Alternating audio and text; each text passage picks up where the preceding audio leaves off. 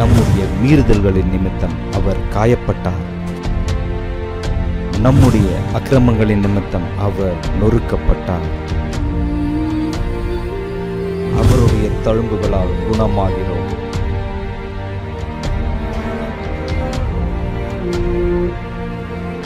அவரே ஜீவ பலி. இயேசு கிறிஸ்துவின் நாமத்தில் உங்கள் யாவருக்கும் அசம்பிளிஸ் ஆஃப் காட் திருச்சபையின் சார்பாக வாழ்த்துதலை தெரிவித்துக் கொள்கிறேன். விசேஷமாக இந்த நாளிலே, இந்த பெரிய வெள்ளிக்கிழமை அன்று 7 வார்த்தைகளையும் பல ஊழியர்கள் மூலமாய் தியானிப்பதற்கு ஆண்டவர் கொடுத்த கிருபைகளுக்காய் கர்த்தருக்கு நாம் நன்றி செலுத்த வேண்டும். சிலுவை என்பது கிறிஸ்தவத்தின் மையம் என்பதை நாம் அறிந்திருக்கிறோம். உலகத்தில் நிறைய மார்க்கங்கள் உண்டு, மார்க்க இலக்கியங்கள் உண்டு. ஆனால் கிறிஸ்தவத்தை நாம் மார்க்கம் என்று சொல்லுகிறதில்லை. அது பரலோகத்துக்கு செல்கிற ஒரு வழி. It's a way of life என்று நாம் அழைக்கிறோம். நானே வழியும் சத்தியமும் ஜீவனுமாய் இருக்கிறேன் என்று சொன்ன ஆண்டவர் நமக்கு நல்ல விஷயங்களை கற்றுக் கொடுத்து போவதற்காய் இந்த உலகத்தில் மனிதனாய் வரவில்லை. நம்மை நித்தியத்திற்கு கொண்டு போகும்படியாக அவர் மனிதனாக வந்தார் என்பதை நாம் அறிந்திருக்கிறோம். ஆகவே கிறிஸ்தவத்தை பொறுத்தவரை சிலுவை என்பது மையமாக இருக்கிறது. மறக்க முடியாத அல்லது மறுக்க முடியாத ஒன்றாக காணப்படுகிறது. சிலுவையை நாம் கிறிஸ்தவத்திலிருந்து பிரித்து விட்டோம் என்று சொன்னால் கிறிஸ்தவம் வெறும் ஒரு மார்க்கமாக மாறிவிடும் என்பதை அறிந்திருக்கிறோம். ஆண்டவராக இயேசு கிறிஸ்து மனிதனாக இந்த உலகத்தில் வந்து 33 ஆண்டுகள் ஊழியம் செய்து அவர் தேவ திட்டத்தின்படி அவர் சிலுவையில் ஒப்பு கொடுக்கப்பட்டு மரித்து 3ஆவது நாளில் உயிர்த்தெழுந்து இன்றைக்கு ராஜாதி ராஜாவாக வீற்றிருக்கிறார் என்கிற ஒரு எளிமையான சத்தியத்தை நாம் என்ன செய்திருக்கிறோம், அறிந்திருக்கிறோம். ஒவ்வொரு வெள்ளிக்கிழமையும் ஒவ்வொரு வருடமும் இந்த வெள்ளிக்கிழமை வரும் பொழுது திருச்சபைகள் ஆண்டவருடைய பாடு மரணங்களை பல விதங்களில் அந்தந்த திருச்சபைகளுக்கு ஏற்றபடி தியானிக்கிறது வழக்கம். இவைகள் நம்மை ஊக்குவிக்கிறது, பரிசுத்தமாய் வாழ உற்சாகப்படுத்துகிறது, தேவ ராஜ்யத்திற்கு நுழைவதற்கு நம்மை ஆயத்தப்படுத்துகிறது. 6 வார்த்தைகளை கேட்ட பின்பு இந்த 7வது வார்த்தைக்குள்ளாய் நாம் கடந்து வந்திருக்கிறோம். லூக்கா எழுதின சுவிசேஷம் 23ஆம் அதிகாரம் 46ஆம் வசனத்தில் இருக்கிறது. இயேசு, பிதாவே, உம்முடைய கைகளில் என் ஆவியை ஒப்புவிக்கிறேன் என்று மகா சத்தமிட்டு கூப்பிட்டு சொன்னார். இப்படி சொல்லி ஜீவனை விட்டார் என்று சொல்லப்பட்டிருக்கிறது. ஆண்டவர் பேசின 7 வார்த்தைகளில் இது கடைசி வார்த்தை. பிதாவே, உம்முடைய கைகளில் என் ஆவியை ஒப்பு கொடுக்கிறேன். இந்த சிலுவை குறித்து நாம் தியானிக்கும் பொழுது ஒரு காரியத்தை மனதில் வைத்துக் கொள்ள வேண்டும். ஆண்டவராக இயேசு கிறிஸ்து இந்த உலகத்தில் மனிதனாய் இருந்த பொழுது அவர் 100% மனிதனாகவும் 100% தெய்வமாகவும் இருந்தார். 10% ஹியூமன், 10% டிவைன். இப்படி ஒரு நிலையை உலகத்தில் வேறு யாரும் இருந்ததில்லை. அவர் வெறும் மனிதனாக இருந்தார், வெறும் தெய்வமாக இருந்தார் என்பது இறையியலுக்கு விரோதமான கருத்துக்கள். அவர் இரண்டு தன்மையும் அவருக்குள் இருந்தது. அவர் தெய்வீக தன்மையை விட்டுவிட்டு இந்த உலகத்திற்கு வரவில்லை, ஆனால் தெய்வீக ஸ்லாக்கியங்களை விட்டுவிட்டு வந்தார். He never gave up his divine nature, but he gave up his divine privileges. இந்த தெய்வீக தன்மையோடு மனித தன்மை சேர்ந்து கொண்டது. Humanity was added along with the divinity. இதுதான் ஆழமான அல்லது உண்மையான இறையியல் கருத்து என்பதை நாம் விளங்கி கொள்ள வேண்டும். ஆனால் அதே நேரத்தில் இந்த மனித தன்மை தெய்வீக தன்மையின் மேல் சில செயல்பாடு கட்டுப்பாடுகளை விதித்தது. The humanity placed few functional limitations on divinity. இது விளங்கிக் கொள்வதற்காக நான் சொல்கிறேன். இன்னும் சில பேர் கடவுளுக்கு ஏன் வேதனை, கடவுளுக்கு தாகம் எடுக்குமா, கடவுள் மறிக்க முடியுமா, இப்படிலாம் கேள்விகள் அனைவருடைய உள்ளத்தில் இருக்கிறபடினால் இது நீங்கள் எளிமையாக விளங்கிக் கொள்ள வேண்டும். ஸோ மனிதனாக இருந்து அவர் சொன்னார், தாகமாக இருக்கிறேன். மனிதனாக இருந்து சொன்னார், என் தேவனே ஏன் என்னை கைவிட்டீர், எல்லாம் முடிந்தது, என் ஆவியை ஒப்புவிக்கிறேன் என்று சொன்னார். நாம் இந்த 7வது குறிப்புக்கு அந்த வார்த்தைக்கு வரும் பொழுது ஒரே ஒரு வார்த்தையை நான் உங்கள் மத்தியிலே ஆழமாய் வலியுறுத்த விரும்புகிறேன். பிதாவே, உம்முடைய கைகளில் என் ஆவியை ஒப்புவிக்கிறேன் என்று அவர் சொன்னது, it was a perfect finishing. அந்த ஒரு வார்த்தை தான் ஆண்டவர் எனக்கு ஞாபகப்படுத்தினார். பல ஆண்டுகளாக எங்களை போன்ற ஊழியர்கள் இந்த பெரிய வெள்ளிக்கிழமை இந்த வார்த்தைகளை பல விதங்களிலே பிரசங்கம் பண்ணியிருக்கிறோம். விசுவாசிகள் நீங்கள் பல ஆண்டுகளாக 40, 50, ஏன் 60 ஆண்டுகளாக கூட நீங்கள் கேட்டிருந்திருக்கலாம். ஆனால் இன்றைக்கு இந்த 7வது வார்த்தையின் மூலமாய் ஆவியானவர் திருச்சபைகளுக்கு சொல்லுகிற ஒரு வார்த்தை என்னவென்று சொன்னால், பர்ஃபெக்ட்லி ஃபினிஷ் யுவர் ரேஸ். பூரணமாக உன் ஓட்டத்தை முடித்துக்கொள். ஆண்டவருடைய ஓட்டம் பூரணமாக முடிந்தது. பிதாவினால் அனுப்பப்பட்டு பிதாவோடு கூட இணைந்து போன அவருடைய வாழ்க்கை பிதாவின் கையில் ஒப்பு கொடுக்கப்பட்டு போனது. அப்போஸ்தலனாகிய பவுலும் இதைதான் சொல்லுகிறார், நல்ல போராட்டத்தை போராடினேன், ஓட்டத்தை முடித்தேன், விசுவாசத்தை காத்துக்கொண்டேன். ஆண்டவர் சிலுவையிலே உங்களுடைய கைகளில் நான் ஆவியை ஒப்பு கொடுக்கிறேன் என்று சொல்லும்போது என்ன அவர் மனதில் வைத்தார்? பிதாவே, நீர் கொடுத்த திட்டத்தை நான் முடித்து விட்டேன், நீர் என்னை அனுப்பின சித்தத்தை நான் நிறைவேற்றி விட்டேன். The mission is accomplished, the purpose is accomplished. நோக்கம் நிறைவேறப்பட்டது, ஊழியம் நிறைவேற்றது, மனுக்குலத்திற்கான ரட்சிப்பு என்ன செய்யப்பட்டது? நிறைவேற்றப்பட்டது. ஸோ என்ன பரலோகத்தில் திட்டம் தீட்டப்பட்டதோ அதை நான் நிறைவேற்றி நேர்த்தியாக பர்ஃபெக்ட்லி ஐ ஹவ் ஃபினிஷ்ட். இதுதான் திருப்தியாக என்ன செய்தார் அவர் சொன்னார். கிறிஸ்தவ ஓட்டத்தை ஆரம்பிக்கிற நிறைய விசுவாசிகளும் ஊழியர்களும் சரி, they don't finish well. ஓட்டத்தை எப்படி ஆரம்பித்தோம், எப்படி ஓடினோம் என்பது முக்கியமானது கிடையாது. எப்பொழுதுமே ஆரம்பிக்கும் பொழுது ஸ்பீடாகத்தான் இருக்கும். நிறைய பேரை பார்த்துருக்கிறோம், நிறைய ஊழியங்களை பார்த்துருக்கிறோம், நிறைய விசுவாசிகளை பார்த்துருக்கிறோம். ஓட்டத்தை ஆரம்பிக்கும் பொழுது வேகமாக இருக்கும், உற்சாகமாக இருக்கும். ஆனால் நாட்கள் செல்ல செல்ல அதனுடைய தன்மை குறையும், ஸ்பீடு குறையும், அர்ப்பணிப்பு குறையும், ஒத்துப்போகிற தன்மை அதிகரிக்கும். ஆகவே தான் ஆரம்பித்த நிறைய கிறிஸ்தவர்கள், ஊழியர்களையும் விசுவாசிகளையும் சேர்த்து நான் சொல்லுகிறேன், அவர்கள் ஓடி முடிக்கிறதில்லை. they started well but they don't finish well. ஆனால் இயேசு கிறிஸ்து, ஆண்டவராக இயேசு கிறிஸ்து தெளிவாக சொல்லியிருக்கிறார், நான் நல்ல போராட்டத்தை போராடினேன், ஓட்டத்தை பவுல் சொல்லியிருக்கிறார், ஓட்டத்தை முடித்தேன், விசுவாசத்தை காத்துக்கொண்டேன். எதை அடிப்படையாக வைத்து பவுல் சொன்னார்? ஆண்டவராக இயேசு கிறிஸ்து சொன்ன அதே வார்த்தை, அதே மாதிரிகளை அவர் பின்பற்றி தான். பிதாவே, உம்முடைய கைகளில் என் ஆவியை நான் என்ன செய்கிறேன்? ஒப்பு கொடுக்கிறேன். ஸோ இன்றைக்கு நீங்கள் 7 சுருக்கமான செய்திகளை கேட்டிருக்கும் பொழுது கடைசியாக உங்கள் உள்ளத்தில் ஒரு கேள்வி வர வேண்டும். I am going to finish well. நான் நேர்த்தியாக என் வாழ்க்கையை முடிக்கிறேனா? இந்த நேர்த்தியாக முடிப்பதற்கு சில காரியங்களை நாம் செய்ய வேண்டும். அதை மாத்திரம் நான் சுருக்கமாக சொல்ல விரும்புகிறேன். அதில் ஒன்று, தேவனுடைய நோக்கத்தை நாம் நிறைவேற்ற வேண்டும். we need to fulfill the purpose of God in our lives. நம்முடைய இஷ்டத்திற்கு ஓடிவிட்டு ஓட்டத்தை முடித்தேன் என்று நீங்கள் சொல்ல முடியாது, சொல்லக்கூடாது. நம்முடைய விருப்பம், நம்முடைய மாம்சம், நம்முடைய அறிவெல்லாம் சொல்லிவிட்டு பவுல் சொல்லுகிறதை போல நல்ல போராட்டத்தை போராடினேன், ஓட்டத்தை முடித்தேன் என்று நாம் சொல்ல முடியாது. பொதுவாக கல்லறைகளில் எழுதப்படுகிற வாசகங்களில் பிரதானமான வாசகம் இது ஒன்று.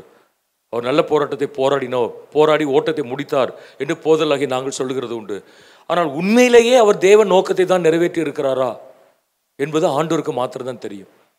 இந்த பெரிய வெள்ளிக்கிழமை அன்று உங்கள் வாழ்க்கையை நீங்கள் அர்ப்பணிக்க வேண்டும். ஆண்டவரே, ஒருவேளை என்னுடைய வாழ்க்கை உம்முடைய நோக்கத்தை விட்டு தள்ளி இருக்கிறது என்று சொன்னால் இன்றைக்கு நான் திரும்பி வர பிரயாசப்படுகிறேன். படித்திருக்கிறோம், வேலை பார்க்கிறோம், வசதியாக இருக்கிறோம், சம்பாதித்திருக்கிறோம், நல்ல வீடு வைத்திருக்கிறோம். இதுவல்ல கர்த்தருடைய நோக்கம். அவருடைய நோக்கம் ராஜ்யத்தை நோக்கி ஓடுவது, நமக்கு கொடுக்கப்பட்ட கிருபைகளை அவருக்காக பயன்படுத்தி ஆட்களை தேவ ராஜ்யத்திற்குள் கொண்டு வருவது. பொதுவான நோக்கங்களும் உண்டு, குறிப்பிட்ட நோக்கங்களும் உண்டு. There are general purposes for Christians and specific purpose for Christians, every individual. So are we ready to fulfill the general as well as specific purpose that God has for us in our lives? இன்னைக்கு இந்த பெரிய வெள்ளிக்கிழமை அதை சிந்திக்க வேண்டும். நோக்கத்தின்படி தான் நான் ஓடிக்கொண்டிருக்கிறேனா? ஒருவேளை என்னுடைய ஓட்டம் முடியும் பொழுது என்னால் தைரியமாக சொல்ல முடியுமா, பிதாவே, எங்களுடைய ஆவியை உம்முடைய கரங்களில் ஒப்புக் கொடுக்கிறோம் என்று சொல்லி? ஒன்று. இரண்டாவது, ஆண்டவராக இயேசு தெளிவாக சொன்னார், நான் எப்பொழுதும் என் பிதாவின் சித்தத்தை செய்கிறபடினால் அவர் என்னை தனியே இருக்க விடுகிறதில்லை என்று சொல்லி சொன்னார். So in order to finish well, we need to do the will of God in our lives. தேவ சித்தம் நம்முடைய வாழ்க்கையில் நிறைவேற வேண்டும். தேவ சித்தம் என்பது தேவனது திட்டம் அல்லது தேவனது விருப்பம் என்று சொல்ல வேண்டும். நான் எப்பொழுதும் என் பிதாவின் சித்தத்தை செய்கிறபடினால், ரொம்ப தெளிவாக சொன்னார். அவருடைய வாழ்க்கை ஆரம்பித்ததிலிருந்து முடிவு வரை எந்த இடத்திலும் பிதாவின் சித்தத்தை விட்டு தள்ளி போனதாக வேதத்தில் வாசிக்கவில்லை. அவர் மனிதனுடைய பார்வையில் கொடூரமான சிலுவை மரணங்களை சகிக்கக்கூடாத ஒரு நேரம் வந்த பொழுது, பிதாவே, இப்பாத்திரம் என்னை விட்டு நீங்க கூடுமானால் நீங்க செய்யும், ஆகிலும் என்னுடைய விருப்பத்தின்படி அல்ல, உம்முடைய சித்தம். உம்முடைய திட்டம் என்று சொல்லி ஜெபிக்கிற நாம் இன்னொரு வார்த்தை சொல்ல வேண்டும், உம்முடைய சித்தம்.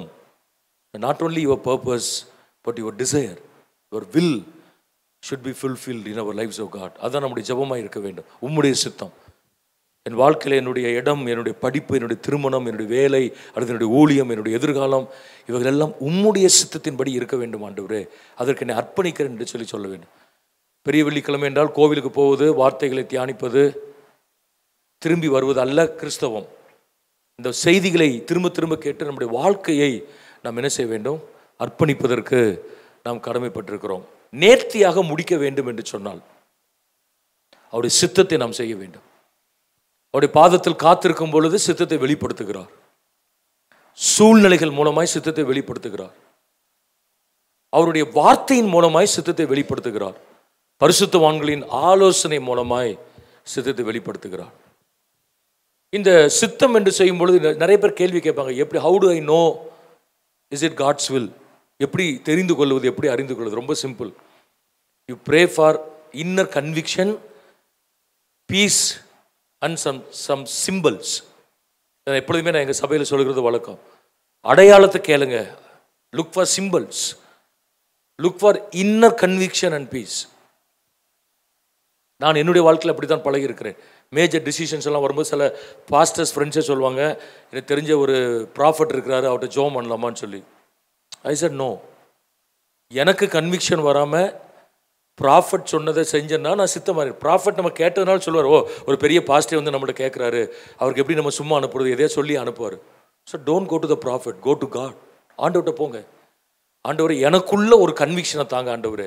ஆண்டவர் கன்விக்ஷன் கொடுக்காம மூவ் பண்ண மாட்டேன் ஒரு அடி கூட என்று நீங்கள் தீர்மாக இருங்கள். கர்த்தர் சூழ்நிலைகளை நமக்கு சாதகமாய் மாற்றி தருவார். அடையாளங்களை கேட்கணும். ஆண்டவர், இந்த திருமணம் நீர் உம்முடைய சித்தத்தின்படி தான் நடக்க போகிறதா? என் பிள்ளைக்கு படிப்பு உம்முடைய சித்தத்தின்படி தான் இருக்க போகிறதா? எங்களுடைய வேலை அல்லது ஊழியங்கள் உம்முடைய சித்தத்தின்படி தான் இருக்க போகிறதா? எப்படி ஆண்டவரே நாங்கள் விளங்கிக் கொள்வது? எங்களுக்கு தெரியப்படுத்தும் ஆண்டவர் என்று கேட்கும் பொழுது God will give you convictions. அந்த உள்ள ஒரு உணர்வை கர்த்தர் தருவார். அந்த உணர்வை கர்த்தர் என்ன செய்வார்? ஆண்டவர் வெளிப்படுத்துவார். அடையாளங்களை கர்த்தர் நமக்கு தருவார். அடையாளங்கள் எப்படி வரும்னு நமக்கு தெரியாது. ரொம்ப ஆச்சரியமாக இருக்கும். ரொம்ப ஆச்சரியமாக இருக்கும். ஆட்களை மாற்றுவார் ஆண்டவர். சூழ்நிலைகளை சாதகமாக என்ன செய்வார்? கர்த்தர் அவர் மாற்றுவார். நாம் விளங்கிக் கொள்ள வேண்டும். in order to finish well we need to focus on God's will in our lives. ஒருவேளை தேவ சித்தத்தின் மையத்தில் இல்லாமல், தேவ சித்தத்தை செய்யாமல் வேறு எதையோ நம்முடைய கிறிஸ்தவ வாழ்க்கையிலே செய்து கொண்டிருப்போம் என்று சொன்னால், இந்த பரிசுத்த புனித வெள்ளியிலே நம்மை ஆராய்ந்து பார்க்க கர்த்தர் நமக்கு உதவி செய்வாராக. அவருடைய சித்தத்தை நிறைவேற்ற கர்த்தர் நமக்கு கிருபை தருவாராக. மூன்றாவது ஒரு வார்த்தை நான் சொல்லி முடிக்க விரும்புகிறேன். in order to finish well you get connected with God. அவரோடு எப்பொழுதும் இணைந்திருக்க வேண்டும். ஆண்டவரால் இயேசு கிறிஸ்துவால் எப்படி திருப்தியாக சொல்ல முடிந்தது? பிதாவே உம்முடைய கைகளில் நான் ஆவி ஒப்புக் கொடுக்கிறேன். அவருக்குள்ளே ஒரு ஆழமான திருப்தி இருந்தது. நான் அனுப்பப்பட்ட நோக்கத்தை நிறைவேற்றி விட்டேன். அவர் எனக்கு செய்யும்படி, நான் செய்யும்படி அவர் எனக்கு நியமித்த காரியங்களை நான் செய்து முடித்தேன். யோவான் 17 அந்த பிரதான ஆசாரியனுடைய ஜெபத்தில் அவர் தெளிவாக சொல்லுகிறார், I have completed the task that is assigned to me. எனக்கு நியமிக்கப்பட்ட காரியங்களை நான் செய்து முடித்தேன். அந்த உணர்வு அவருக்குள் இருந்தது. அந்த நோக்கத்தை நிறைவேற்றினேன், சித்தத்தை நிறைவேற்றினேன் என்று அவர் சொன்னதற்கு காரணம் என்ன? அவர் எப்பொழுதும் தேவனோடு இணைந்திருந்தார். Always he got connected with God. எப்பொழுதும் மனுஷனாக இருந்தார், மனிதனாக இருந்த பொழுது எப்பொழுதும் பிதாவோடு கூட இருந்தார். அதுதான் டாக்டர் ஜகரியா டேனிஃபார்ம் என்று சொல்லக்கூடிய ஒரு ஆப்பிரிக்கன் ப்ரீச்சர், ஒரு ரைட்டரும் கூட. அவர் ஒரு கெமிஸ்ட்ரி ப்ரொஃபஸர். பல மணி நேரங்கள், ஒரு நாளைக்கு 12 மணி நேரம் 13 மணி நேரம் ஜெபிக்கிறவர். ஜெபத்தை குறித்து இன்டர்செஷன் ஃபாஸ்டிங் என்று ஜெபத்தை குறித்து தரமான புஸ்தகங்களை எழுதினவர். அவர் தெளிவாக சொல்லுகிறார், Jesus was always in connection with God, rarely he comes out. அதாவது பிரேயர் ரூம்ல இருந்தாருன்னு இல்லை, அது பாயிண்ட் கிடையாது. கலிலேயாவுக்கு போனார், எருசலேமுக்கு போனார், யூதேயாவுக்கு போனார், ஜெபாலயத்துக்கு போனார், வேலைகள் எல்லாம் செய்து கொண்டே இருந்தார். But his spirit was getting connected with God. அவர் ஆவி தேவ ஆவியோடு கூட என்ன செய்திருந்தது? இணைந்திருந்தது. அப்படிப்பட்ட கிருபைகளை கர்த்தர் நமக்கு தருவாராக. எந்த வேலை செய்தாலும் எதை செய்தாலும் தேவனோடு இணைந்திருக்கிற ஒரு கிருபை, சிந்தை தேவனோடு இணைந்து, ஆவி தேவனோடு கூட இணைந்து, நம்முடைய மனநிலை தேவனோடு கூட இணைந்திருக்கும் என்றால் கர்த்தர் நிச்சயமாக என்ன செய்வார்? அந்த கிருபைகளை தருவார். அப்பொழுது நாமும் தைரியமாக சொல்ல முடியும், பிதாவே எங்கள் ஆவியை உங்களுக்கு நம்முடைய கரத்தில் என்ன செய்கிறோம்? ஒப்பு கொடுக்குறோம். சில பேர் வேதனையில் சொல்லுவாங்க, ஆண்டவரே எங்களை எடுத்துக்கொள்ளும் ஆண்டவரே போதுமாங்க. அது அல்ல, ஏசு அப்படி சொல்ல. நான் ஓடினது போதும் ஆண்டவரே, என்னை எடுத்துக்கொள்ளும், என்னை ஒப்பு கொடுக்குறச்சு, இனிமேல் எனக்கு வாழ பிடிக்கவில்லை, அந்த அர்த்தத்தில் சொல்லவில்லை, ஓடி முடித்து விட்டு சொன்னார். ஓட்டம் என்பது நீங்களும் நானும் நிறுத்துகிற ஒன்று அல்ல, ஓட்டம் என்பது அவர் நிறுத்துகிற ஒன்று. ஸோ அவர் நிறுத்துகிற வரை அவருடைய நோக்கம், அவருடைய சித்தம், அவரோடு கூட இருக்கிற இணைப்பு, his purpose, his will and his connection, I will never miss it out. நான் ஒரு நாளும் அதை இழக்க மாட்டேன் என்ற உறுதி இருக்கும் பொழுது, நமக்கென்று ஒரு ஓட்டத்தை நிறுத்தக்கூடிய நேரம் வரும் பொழுது நம்மால் தைரியமாக சொல்ல முடியும், பிதாவே எங்களுடைய ஆவியை உம்முடைய கரத்திலே ஒப்புக் கொடுக்கிறேன். பரிசுத்த ஆவியானவர் அந்த கிருபையை நமக்கு கட்டளையிடுவாராக. ஒருவேளை திருச்சபைக்கு போக முடியாதவர்களுக்காக IMTVயின் சார்பாக இப்படிப்பட்ட ஒரு ஒரு விசேஷித்த ஆராதனை டிவியில் ஒழுங்கு செய்திருக்கலாம். இதை நீங்கள் முதலிருந்து கவனித்து கொண்டிருக்கலாம். கேட்ட எல்லா வார்த்தைகளையும் மனதில் வைத்து நாம் கண்ணில் மூடி நாம் ஜெபிக்க போகிறோம். நீங்கள் இந்த ஆராதனை முடிந்த பின்பு தொடர்ந்து நேரம் எடுத்து ஒவ்வொரு வார்த்தையும் நீங்கள் கேட்ட வார்த்தைகளை சிந்தித்து அல்லது திரும்பவும் கேட்டு நீங்கள் அவைகளை உங்கள் வாழ்க்கையோடு கூட பொருத்தி பார்த்து அர்ப்பணிக்கும்படி அன்புடன் கேட்டுக்கொள்கிறேன். நம்ம எல்லாரும் கண்ணில் மூடி நம்ம இருக்கிற இடங்களை ஜெபம் பண்ணுவோம். பரலோக பிதாவே, நீர் பேசின வார்த்தைகளுக்காய், தேவ மனிதர்கள் மூலமாய் கொடுத்த சத்தியங்களுக்காய் நாங்கள் நன்றி செலுத்துகிறோம். கடைசியாக எங்களோடு கூட பேசின வார்த்தைகளுக்காய் நன்றி ஆண்டவரே. பிதாவே, உம்முடைய கரங்களில் என் ஆவியை ஒப்புவிக்கிறேன் என்று சொல்லி உம்முடைய ஜீவனை விட்டீரே ஆண்டவரே. அதை விடுவதற்கு முன்பு உம்முடைய நோக்கம், இந்த உலகத்தில் வந்ததற்கான நோக்கம், மனிதனாய் வந்ததற்கான நோக்கம், இவைகளை நிறைவேற்றி விட்டு தான் நீர் மரித்து போனீர். அதற்காக உமக்கு நாங்கள் நன்றி செலுத்துகிறோம். உம்மை போல அந்த நோக்கத்தையும் சித்தத்தையும் இணைப்பையும் எங்கள் வாழ்க்கையில கடைசி வரை கைவிடாதிருக்க உதவி செய்கிறார். நோக்கம் மறந்த திருச்சபைகளாய், நோக்கம் மறந்த கிறிஸ்தவர்களாய், சித்தம் செய்யாமல் வேறு எதையோ செய்து கொண்டிருக்கின்ற கிறிஸ்தவர்களாய் திருச்சபையில் நாங்கள் இருந்தால், பரிசுத்த ஆவியானவரே, இந்த புனித வெள்ளி அன்றைக்கு எங்களை திருப்பி கொண்டு வாரும் என்று சொல்லி நாங்கள் ஜெபிக்கிறோம் ஆண்டவரே. உம்மோடு இணைப்பு இல்லாமல் வேறு ஏதோடு கூட எங்களுக்கு இணைப்பு இருக்கும் என்று சொன்னால், இந்த நாளிலே அந்த இணைப்புகளை நீ துண்டிப்பீராக என்று சொல்லி நாங்கள் ஜெபிக்கிறோம் ஆண்டவரே. ஆண்டவரே, எங்களுடைய இணைப்பு, எங்களுடைய ஐக்கியம் பிதாவோடும் குமாரனோடும் இருக்கிறது என்று ஆழமாய் நாங்கள் சொல்லுவதற்கு கிருபை தருவீராக. எங்களுடைய திருச்சபைகள் உம்மோடு கூட இணைக்கப்பட்டிருக்கட்டும் ஆண்டவரே. எங்களுடைய ஊழியர்கள் ஆண்டவரே, எங்களுடைய விசுவாசிகள் உம்மோடு கூட இணைக்கப்படுவதற்கு கர்த்தர் உதவி செய்வீராக. இந்த வார்த்தைகள் எங்களுக்கு கொடுத்ததற்காக உமக்கு நாங்கள் நன்றி செலுத்துகிறோம். கேட்ட ஒவ்வொருவரையும் ஆசீர்வதியும் ஆண்டவரே. நாங்கள் கேட்கிறவர்களாய் மாத்திரமல்ல, இதை எங்களை அர்ப்பணிப்பதற்கு கர்த்தர் எங்களுக்கு கிருபை தாரும். பிதா, குமாரன், பரிசுத்தாவின் நாமத்தினாலே நாங்கள் யாவரையும் ஒப்பு கொடுக்கிறோம். இயேசு நாமத்தில் ஜெபிக்கிறோம் நல்ல பிதாவே, ஆமென். நம்முடைய கர்த்தராகிய இயேசு கிறிஸ்துவின் கிருபையும் பிதாவாகிய தேவனுடைய அன்பும் பரிசுத்த ஆவியானவருடைய ஆளுகையும் ஆசீர்வாதமும் நம் அனைவரோடும், இந்த ஆராதனையில் கலந்து கொண்ட ஒவ்வொருவரோடும் இன்று மீண்டும் சதா காலங்களிலும் நிலைத்திருப்பதாக. ஆமென். God bless you. கர்த்தர் எல்லாரையும் ஆசீர்வதிப்பார்.